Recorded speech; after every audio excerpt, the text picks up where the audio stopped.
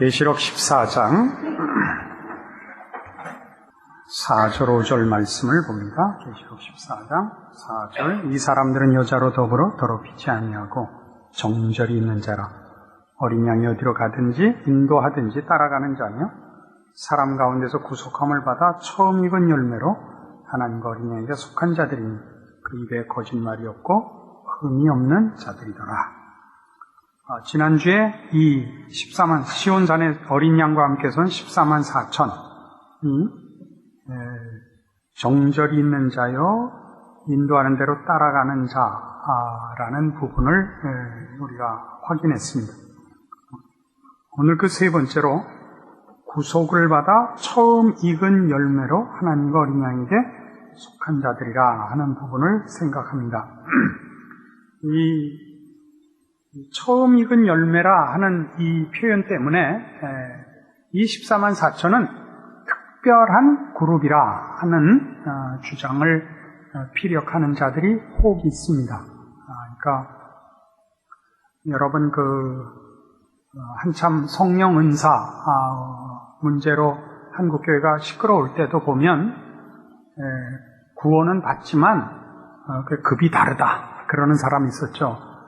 방언 못하는 그룹과 방언하는 그룹. 그러니까 이제 방언에서 이제 진동 그룹과 안진동 그룹. 이렇게 자꾸 그 격을 나누고 급수를 매기려고 하는 건 인간적인 생각입니다. 여기서 말하는 14만 4천은 처음 익은 열매라 하는 뜻이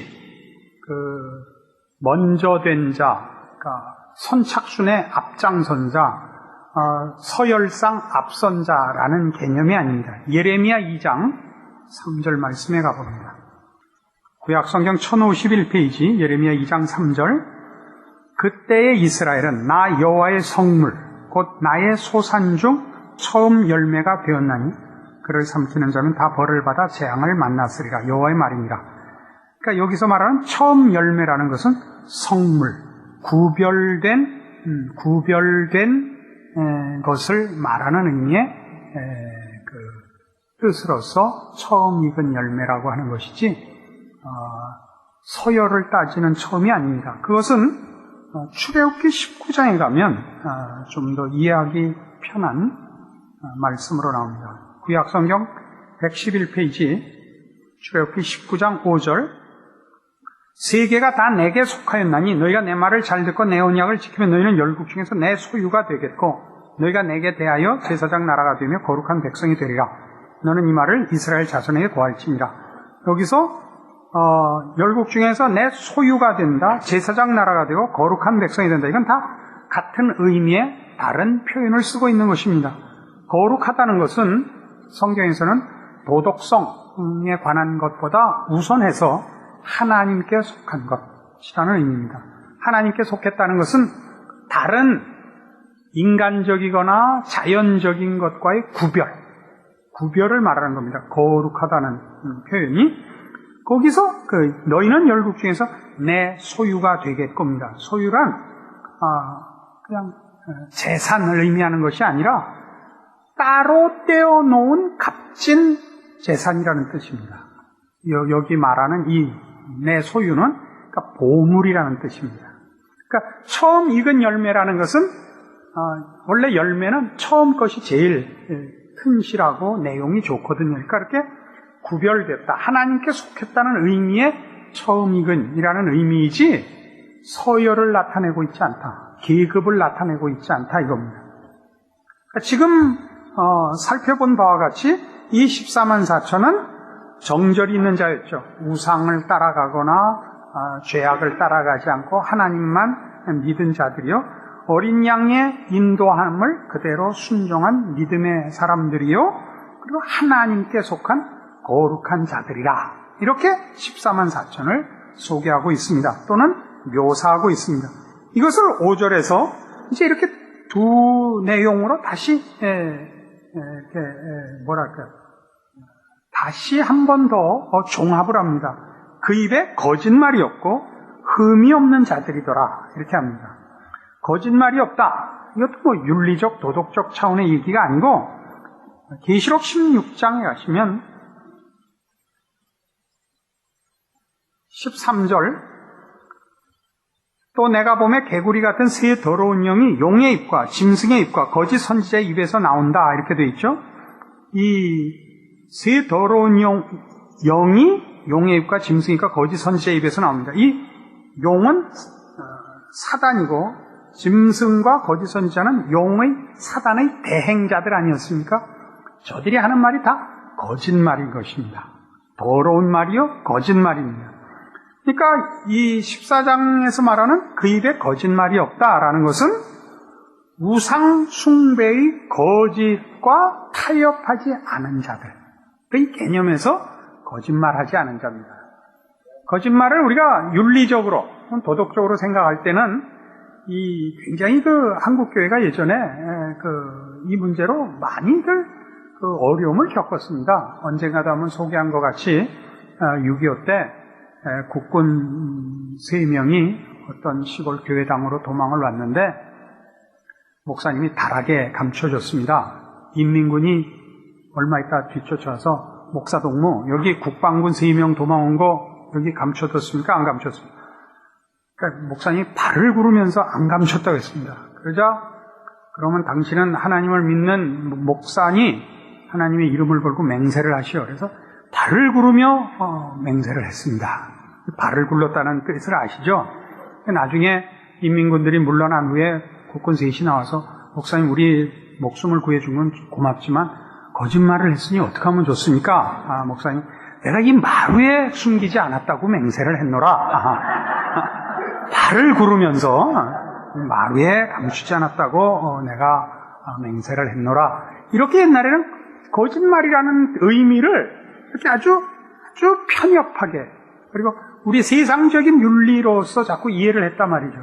성경에 보시면 모세 시대의 산파들이 산의 아이를 낳으면 죽이라는 명령을 안 듣고 뭐라고 거짓말을 했어요. 이 히브리 여인들은 다 건강해서 산파 도움을 받지 않고 낳는데 언제 죽일 틈이 없었습니다. 라고 거짓말을 했고 라합이 거짓말을 했죠. 그러나 저들은 다 하나님 앞에 칭찬을 받고 하나님의 백성으로 부름을 받게 됩니다. 거짓말이란 하나님 반대편에 서는 겁니다. 하나님 편에 서는 것은 뭐든지 옳은 겁니다. 연만하신 아버님이 이상하게 머리가 아프다 그래서 병원에 와서 종합검진을 했더니 의사가 자녀들 보고 들어와서 이번 달을 넘기기 어렵겠습니다. 준비하십시오. 갔는데 뭐래든 아버님 그냥 밥 많이 드시고 그러면 돼요. 신경만 안 쓰시면 된대요. 120까지 사신대요. 그걸 거짓말이라 그러는 사람은 없죠. 그걸 정직하게 아버지 일주일밖에 안 남았대. 그건 병때죠. 그거는 머릿속에 돌밖에 안 되는 겁니다. 여기서 말하는 거짓말이 없다는 그런 개념입니다. 아까 앞에 나온 거죠. 정절을 지킨 것이요 어린 양의 인도를 따르는 자들이죠. 하나님께 속한 자들이죠. 이렇게 다시 종합하는 겁니다. 흠이 없다. 이 부분이 이제 어렵죠. 흠이 없다. 앞에 있었던 처음 익은 열매와 흠이 없다라는 이 두 마디 때문에 이 14만 4천을 특수한 집단, 이 믿음의 특별한 영웅들로 이렇게 구별하려는 움직임이 있다. 아까도 그랬습니다. 근데 여기서 말하는 흠이 없다는 것은 이게 지금 어린 양과 함께 14만 4천이 시온산에 선 것은 교회 승리의 궁극적인 자리인 것입니다. 내다보는 미래의 복된 결과로서의 환상이지 지금 그렇다는 얘기가 아닙니다. 지금 그러냐고 물어보면 곤란하죠. 해결할 게 아직 많은데 승질도 죽여야 되고 많이 해결할 게 있는데 지금 흠이 없냐 그러시면 그거 답변하기 난감하죠. 그때 그렇게 된다는 겁니다. 그러니까 여기 나오는 흠이 없다는 얘기는 종말을 내다보는 성도들의 시각 속에 우리가 지금 고난받고 어려움을 겪고 세상이 우리를 반대하고 우리를 가만 놔두지 않는 모든 것을 극복하고 서는 자리인데 그 극복하고 서는 자리가 지금 환난과 핍박 속에서 나의 고난, 나의 갈등, 나의 연약함 이런 것으로서는 확신할 수 없는 자리를 보여주심으로써 우리의 종말론적인 지위와 결국이 이 승리와 완성의 자리에 가고야만 마는 것이구나라고 확신을 시켜주는 환상인 것입니다. 너 자신 있냐? 그러면 여기 자신 있는 사람 저 빼놓고 누가 있겠어요? 그런 얘기. 너희 모두가 지금 여기 전전긍긍하는 때거든요. 초대교회 교회가 얼마나 어려웠습니까? 생각을 해보십시오. 언젠가도 말씀드린 것 같이 로마 제국이 기독교를 반대하고 있었고 우상 숭배가 이 소아시아의 모든 교회에 그냥 로마 전체에 그것이 하나의 사회 풍조요, 사회의 무슨 뭐라 그래야 돼요? 인습이고 재미거리인데. 그래서 그것이 경제 활동을 하거나 사회 활동을 하는 모든 것에 연결이 되어 있었습니다. 거기에 끼지 않으면, 그 조합에 끼지 않으면 아무 사회 활동을 할 수 없는 정치적 환경 속에 있을 뿐만 아니라 히브리인들, 유대인들에게 있어서는 자기네 동족들에 의해서 또 매국노로 매도됐단 말이에요. 예수 믿는 것이 여호와 유일신을 버린 그 배신자로 또 이중 고난을 받았습니다. 초대교회 성도들이. 그들이 당하는 현실적인 그 핍박과 환란이 너무 극심해서 사실은 그걸 이겨내기가 만만치 않았습니다. 안희숙 씨 쓴 그 죽으면 죽으리라. 그걸 보시면 1차 투옥 사건이 있고 잠시 그 투옥된 성도들이 이제 풀려났는데 성도들이 모여서 그 이제 붙잡혔다 나온 목사님이나 장로님들 이 먼저 말하자면 지도자급을 투옥시켰으니까 모두 모여서 다 같이 물어본 첫 번째 질문이 뭔지 아십니까? 고문을 당할 때 하나님이 천사들을 보내서 보호해 주시던가. 이 현실적인 질문인 것입니다. 대답이 뭐였죠? 안 해주시더라 했습니다. 얼마나들 실망했는지 모른답니다. 그게 얼마나 어려운지 사람이 고문을 견디고 신앙을 시킨다는 게 마음같이 쉬운 게 아니더랍니다. 그럼 누가 다 순교를 했냐? 믿음 좋은 사람이 순교했겠죠. 배반하기 전에 죽은 사람은 순교를 했고 목숨이 모질었던 사람은 다 아이고 하고 돌아섰답니다. 그걸 여러분 이해하시겠어요? 그게 상상하는 것과 당하는 것은 다릅니다. 그것이 현실이 되면 그렇게 정답을 얘기할 수 있지 않습니다. 우린 연약합니다. 이 시대에 이런 서신을 받는 교회 교우들이 현실적으로 얼마나 어려운 신앙이 현실 속에 있는지 모릅니다. 그들이 이런 격려를 받아야 하는 이유를 알아야 됩니다. 우리도 한국 교회가 윤리적이고 도덕적일 뿐만 아니라 한국 교회의 큰 약점 중에 하나는 너무 완전주의입니다. 이렇게 되는 과정을, 완성의 과정을 이해하거나 또는 이렇게 허락하지 않습니다. 언제나 마지막 심판을 가하지요. 그러니까 교회 안에서 모두가 늘 흠없는 것 같고 늘 아무 문제 없는 것 같은 얼굴을 하고 나와야 되기 때문에 교회 안에서 친하지를 못합니다. 그리고는 서로 자기가 다 자기 짐을 혼자 지기에 벅차니까 뭐라고 불평을 하냐면 우리 교회는 사랑이 없어 라고 얘기를 하는 겁니다. 그거는 사랑이 없는 것이 아니라 근본적으로 한국 교회가 가지는 현실적인 이해에 사실은 부족했던 것입니다. 우리가 감수해야 되고 우리가 견뎌야 하고 지금은 만점 비슷하게도 못 가 있는 것이 현실이라는 것. 그러나 갈 것이라는 것. 누구로 인하여?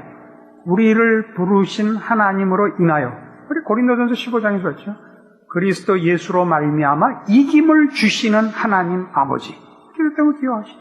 이김을 주시는 하나님. 이게 바로 여기 14만 4천의 어린 양과 함께 시온산에 선 환상의 가장 중요한 모습인 것입니다. 가장 중요한 메시지인 것입니다. 에베소서 5장에 가보시죠.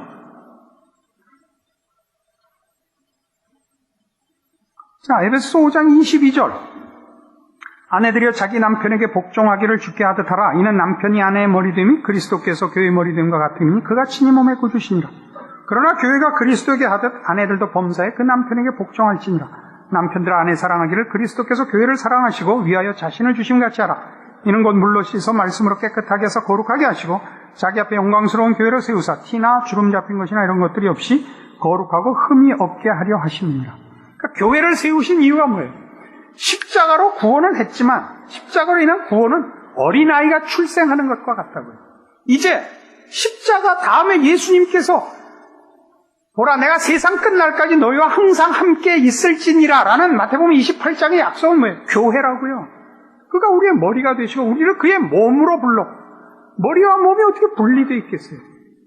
우리가 그 몸의 지체로서 그리스도의 그 인도하심과 교훈하심과 직접적인 함께 하심으로 우리를 여기인대로 점도 없고 주름 잡힌 것이나 이런 것들이 없이 깨끗하게 하실 것입니다.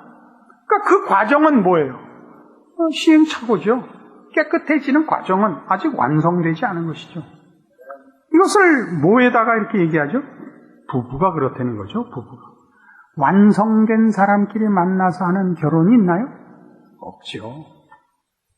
결혼해서부터가 본격적으로 사람들은 훈련을 받는 것입니다. 여러분 자식들을 모든 어머니들이 자식들에게 먹어서 껌뻑 죽는데 자식한테 이기는 부모가 어디 있습니까? 부모가 아들을 못 가르칩니다. 아들을 못 고치는데 이 아들을 누가 고칩니까? 며느리가 고치죠. 그죠? 그 며느리를 누가 고칩니까? 손주가 고쳐요. 희한해요. 하나님은 공평하셔서 꼭 그렇게 됩니다. 그런데 그 부부가 그 아내가 남편을 고쳐서 나이 이제 50이 넘어가면 아내에게 이기는 남편은 없습니다. 하나 중요한 문제는 그런데 왜 아내들은 안 고쳐지느냐 하는 것입니다. 남편들은 고치는데 그러니까 누가 신앙이 좋은 거예요? 난 그건 각자에게 맡기겠는데 우리가 본인의 고집을 사실 사람의 죄성이라는 건 참 무서워서 그 고집을 못 꺾습니다. 그 자존심과 고집을 꺾느니 혀 깨물고 죽겠다. 얘 고집이 다 있는데 아내한테는 집니다. 저만 그런지 모르겠습니다만 아내한테는 집니다. 그 아내가 그 어머니가 자식한테 지더라고요. 그래서 나이가 들면 뭐해서 완성의 자리로 가죠? 비로소 삼키는 거죠. 삼키는 거죠. 삼키고 감수하고 지는 걸로 가는 겁니다. 우리가 교회 안에서 배우는 게 뭐죠? 서신서를 보면 제일 많이 등장하는 성도들에게 요구하는 신앙의 덕목들이 뭐예요? 양보하라, 오래 참으라, 온유하라, 겸손하라, 절하. 이거거든요. 한국교회는 서로 이기기 싸움을 했죠. 이기기 싸움을. 이건 참 난감합니다. 이렇게 돼갖고는 완성의 자리에 갈 수가 없습니다. 우리는 모두 그럼에도 불구하고 마음에 다 떨쳐버리지 못한 그 마음의 갈등들을 가지고 있습니다. 그래서 우리는 어느 땐가는 잘 나가다가도 아닌가 보다. 나는 결국 성화되지 못하는 게 아닐까라는 좌절을 느낍니다. 그러나 오늘 본 오늘 이 요한계시록 14장에 나오는 14만 4천의 환상 속에서 그 모든 것을 극복하고 승리를 주시는 하나님의 약속을 보는 것입니다. 이것이 말하자면 모든 계시록의 메시지의 중요한 성격입니다. 우리가 우리의 현실과 자기 자신의 신앙과 우리 자신의 소원들을 이겨낼 힘이 없지만 하나님께서 이김을 주시리라. 우리는 10번 넘어지지만 우리 하나님께서 다시 일으키시리라. 시온산에 어린 양과 함께 선 14만 4천. 왜 어린 양과 함께 섰겠어요? 거기서 승리자, 백마탄 예수님이 아니라 거기도 어린 양과 함께 서는 거예요. 우리의 구원과 그리고 구원받은 성도들의 마지막 승리와 영광이 무엇을 근거로 하고 무엇을 방법으로 하는가를 이것보다 더 잘 그려낸 환상은 없을 것입니다. 우리의 평생과 운명, 그리스도 예수 안에 있다면 로마서 8장이 약속하는 바와 같이 하나님이 우리를 위하시면 누가 우리를 대적하리? 누가 우리를 그리스도 예수 안에 있는 하나님의 사랑에서 끊을 수 있으리요? 이 성경의 외침들이 우리의 것이 될 수 있을 것입니다. 여러분 자신을 용서할 줄 알아야 되고 물론 남도 용서할 수 있어야 됩니다. 하나님께서 그리스도 예수를 주신 모든 영혼들은 결국 승리할 것을 믿기 때문에 우리는 기다리며 용서하며 참을 수 있는 것입니다. 기도하십시다. 하나님 아버지의 은혜를 감사합니다.